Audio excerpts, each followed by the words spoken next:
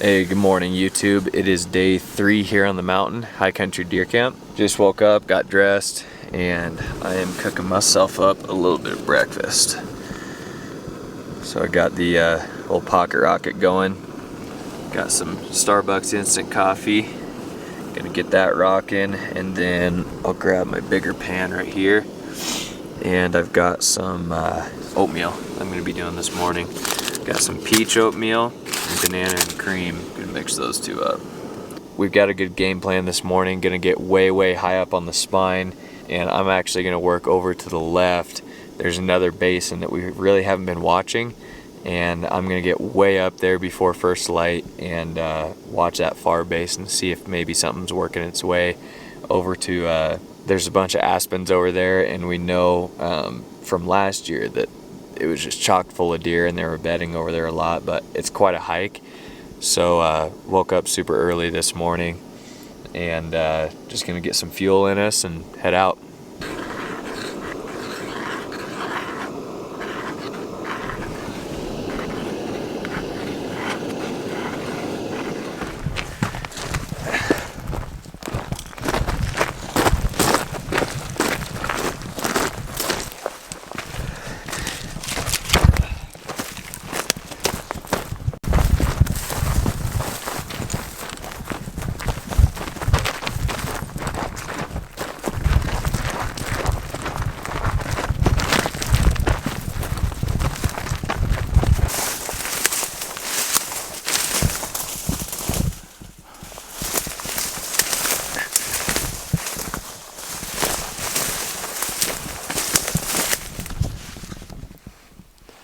Alright guys, I am finally set up this morning. It took me a long time, about an hour and a half to get into this position. Oh, I see deer in the basin right now. It's always a good sign. I just picked up deer with my eyes down in the basin, so I'm going to pull up the glass and watch them, see where they're going.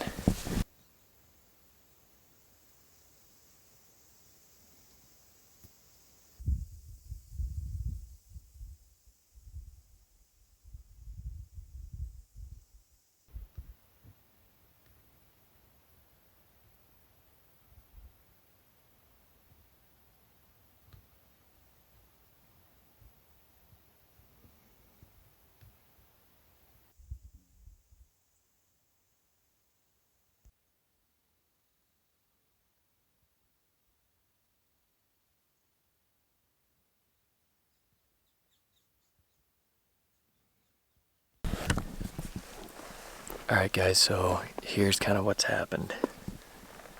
I've been glassing good part of this morning, and I turned up a really nice, big, tall, looked like 3-point. Just a really sweet deer. Would have been an awesome one to shoot.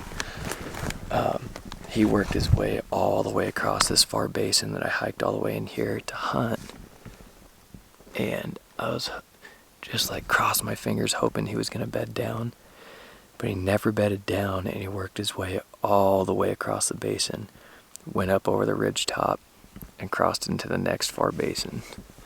Lost him out of sight completely, no clue where he went, never got to watch him bed down. So that is probably most definitely not a play. And then I turned up another 3-point, fairly wide, not nearly as tall, but definitely wider. Another buck I'd be absolutely stoked to shoot. He moved across the basin, and there's like a far ridge, so I can see basically this face. He dropped over to this face, and it's a huge like grove of quakies, and he disappeared out of sight on the backside. So I have no clue where he went, unless he climbs up out of that and comes back into view. I got nothing. There's a couple other does up in the basin, but again, they're just does. I haven't turned up any other bucks other than those two. There was a spike earlier, but he went down with some does again into that big thick quakey. No clue where he went, so I'm just gonna stay up here in glass, see if I can pick out another buck and maybe watch him bed. that's pretty much my only hope, unless I get something to walk up this ridge or walk down this ridge. It's about my only hope is catching something bedded across the basin and making a stock. Man, that wide 3x is just playing cat and mouse with me. I just turned him up again. I didn't think for a second he would pull up out of those quakies, but he did. He's on the other side of the quakies in a big cut that runs down from the ridge. Looks like he's just filling his stomach right now. He's just standing in one place, but that's good. That means he's probably filling up for the midday nap. If he beds down right there, he's in a perfect spot. But man, he's got to do it soon, otherwise he's going to go back into those pines. Who knows, maybe we'll get it done yet. If he beds down right there, no doubt I'm making a play on him.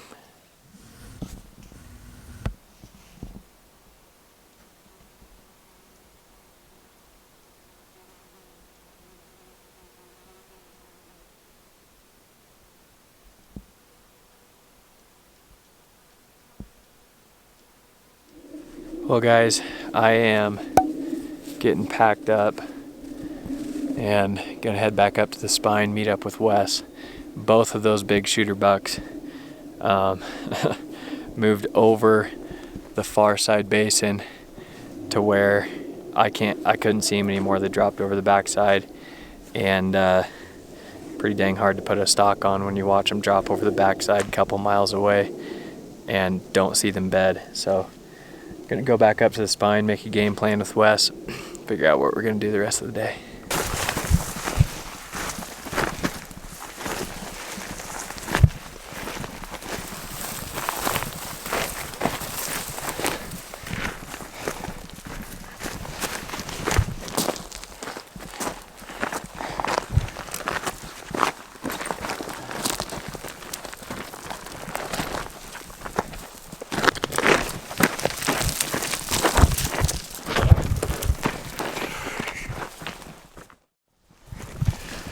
Alright, so Wes and I are on the venture. We got totally unloaded packs aside from like a med kit and a little bit of water getting down, but it's about a 2.25 round trip, 2.25 mile round trip to go get water.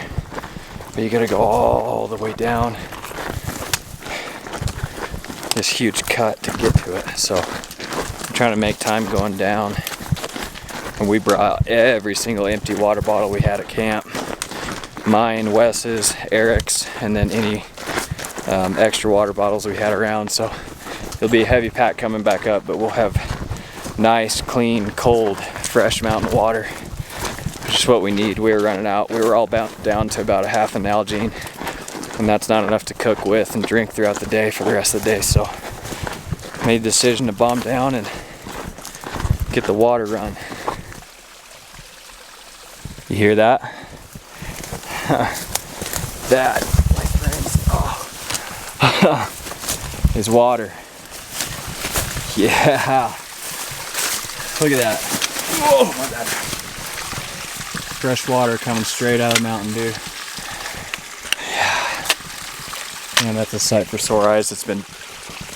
I've been like making sure I don't drink too much water this whole trip, and now it's just like go time. We're gonna be able to fill everything up. Yeah, we'll be good. Be in good shape.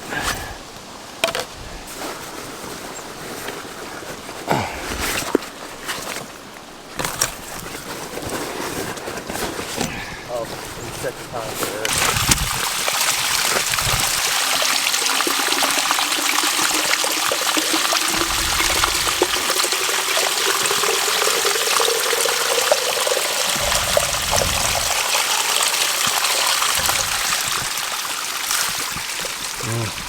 Fresh, cold mountain water right there. I'm using these iodine tablets. You want to grab that? Yep. Got it? Okay. All right, we got all our water loaded. Wes? Yeah. How you feeling? Heavy? No, it's not too bad. Not bad. We split it up pretty good, but man, we got more than enough water for the rest of the time that we're gonna be here, which is awesome. It means we can drink liberally, which I wish we could have been doing the last 3 days, but it is what it is. You gotta spare your water while you got it. Now we got a whole pack full of water. We're gonna head back up the mountain. All water, all the time. All water, all the time. Dude, water is so, you don't realize how valuable water is until you can't like have it, until you don't have it. Right. Oh yeah, man. And you know it's a trek to go get it, so. You value a lot of different things up here for sure. That's right. All right, we're gonna head back up. We'll see y'all at camp. Let's push to camp. We got all the water, baby. Oh. Water drop. Ooh. Dude, Eric's got camp set up. Today was the day of chores. These guys went and did that huge water run, which I've done that before. It's a pretty dang good push. Yeah. It sucked. I cut like But dude, on a fire. oh. Let's see the goods. Show me the goods. The goods. Oh, I'm keeping this in. This coming out. Yeah. That zipper. Oh baby. Water gains. Dude, he's got these neutralizing tablets. Check it out. This is what it looks like after. Oh yeah, nice. Like completely clear. I mean, versus, you know what I mean? Yeah. So those are two different. Let me see how it tablets? tastes. No, See how it tastes you before I put this in. you put the iodine in, and then like 30 minutes later you put these neutralizer in it, Oh, and it takes the taste and the color away. Oh no way. They're still in the bottom, but money. Money, dude. Taste that. This old faucet water. Give me some spring life. Oh, dude, try that. Yeah, that's what's up. That took all the iodine out of it. Dude, mountain water's the best. That's the best, dude. I would say there's a pretty dang good chance you could drink this without the tablets, just because That's what I was you're right telling at the Wes. source. There's no cattle up here. Yeah. It's as long coming as you get to be straight safe, out of the mountain. People who have had Giardia tell me, no No bueno. good. And I'm like, dang, dude, I'm so lucky because Just don't- I was a stream. Yeah, I don't want none of that. How long were they down for? Dude, Eric's got all the firewood cut. Dude, we're gonna have a good fire tonight. We're gonna have a really good fire tonight. Oh yeah, that's like the nice pruned up stack stuff, and then I cut like half of that tree up. It's perfect.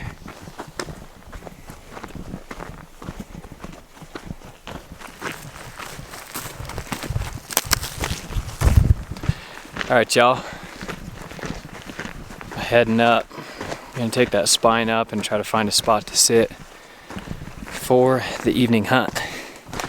Wes and I went down and gathered all that water, and Eric cut up a bunch of firewood for tonight. So that was good. Had a nice little midday work day. Got a lot of things done. We're gonna head up and hunt.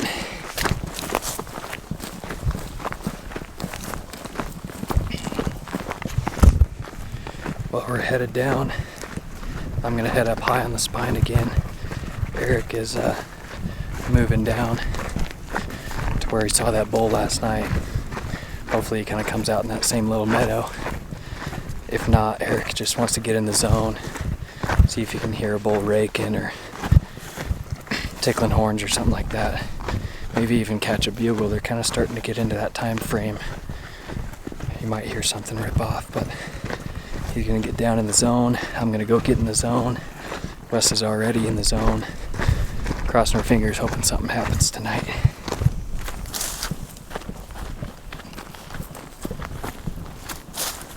Alright guys, it may seem like I'm repeating myself, and I am. I'm back here in the same spot that I was yesterday and the night before. Why do you ask? Because both times I had deer move right up this saddle, and Eric has been seeing deer do that the entire time he's been up at camp, moving up and down this saddle in the evenings. It's just a matter of time before a buck moves up there. Last night a buck was about to move up there, but that doe picked me off before the buck moved through. Otherwise it would have been a 42-yard shot on that thing. So I don't know. I know it's like you kind of want to move around and get different vantages and stuff, but we've got a solid game plan for tomorrow because this morning I glassed up a ton of bucks over in that other basin, a couple nice bucks too, but they dropped over into the other far side basin, so not really much of a play.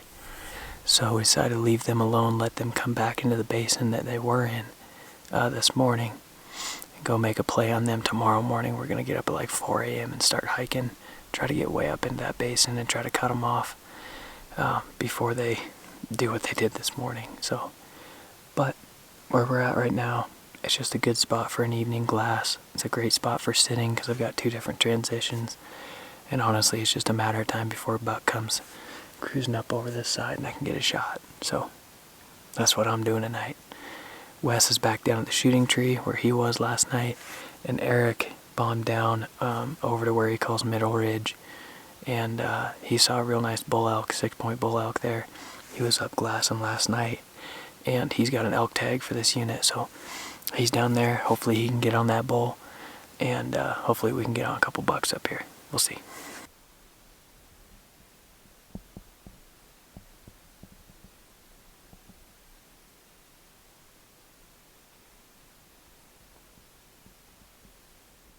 Well guys, that is pretty much it for tonight's hunt. Not much action. I heard a buck. I think it was a buck. It was a real deep blow down in these pines down below where Eric is hunting. Other than that, that's pretty much all I saw tonight. So, no go. We're going to head back to camp, get some food. Maybe we'll have a little campfire and just kind of plan for tomorrow morning's hunt. Beautiful country.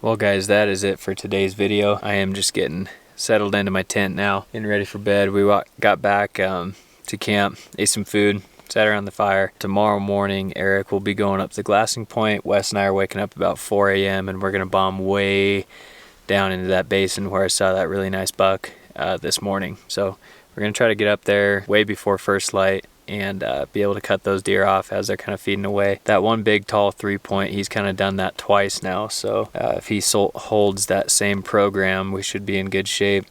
Wes and I will be in position for when he moves through, but for now, just getting ready for bed and get a good night's sleep and wake up real early tomorrow.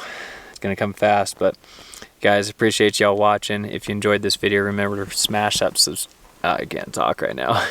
If you enjoyed this video, please smash that subscribe button, give this video a like, and appreciate y'all. We'll talk to you next time. Actually, we'll talk to you in the morning. Peace.